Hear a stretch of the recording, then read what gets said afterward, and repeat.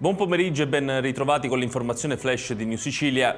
Si chiama Andrea Cardinale e fa il croupier, il ragazzo palermitano fermato per l'omicidio di Nino Calabrò e Francesca Di Dio, che è stato messo in atto in Inghilterra.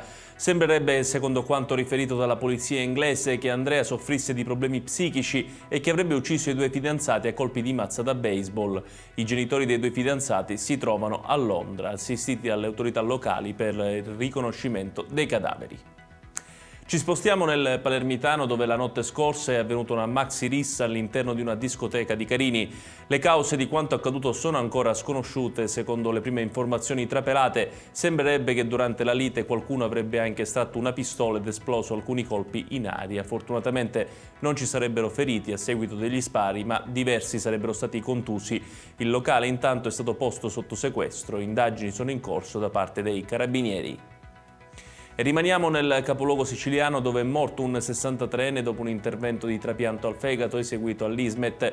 L'uomo era stato ricoverato nell'ospedale palermitano per sottoporsi all'operazione, ma subito dopo l'intervento ci sarebbero state delle complicazioni, per cui è sopraggiunto il decesso.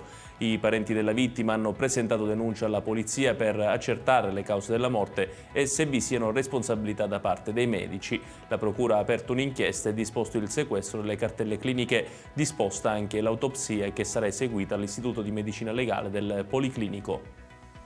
Sempre a Palermo invece è finito nei guai un dipendente comunale interdetto dal lavoro per un anno. Nel mirino dei carabinieri è finito Rosolino De Lisi, di 66 anni, in servizio alla delegazione di Piazza Marina, accusato di prendere soldi dai migranti che si recavano negli uffici per richiedere documenti o istruire pratiche. Piccole somme per avere stati di nascita, di residenza o per richiedere le carte d'identità. Per circa 6 mesi i militari hanno piazzato le telecamere dentro la delegazione e ripreso il dipendente comunale che avrebbe preteso piccole somme, 2 o 3 euro, per avere i documenti rilasciati senza la prenotazione prevista nelle delegazioni per via della pandemia.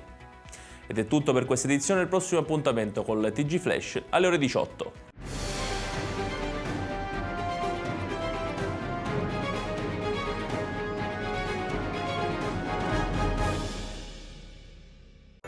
Natale ad Acireale. Dall'8 dicembre all'8 gennaio nel centro storico mercatini, circuito dei presepi d'arte, la casa di Babbo Natale, la pista di pattinaggio sul ghiaccio, concerti musicali nelle chiese, laboratori, il trenino turistico natalizio, oltre a tante iniziative di solidarietà.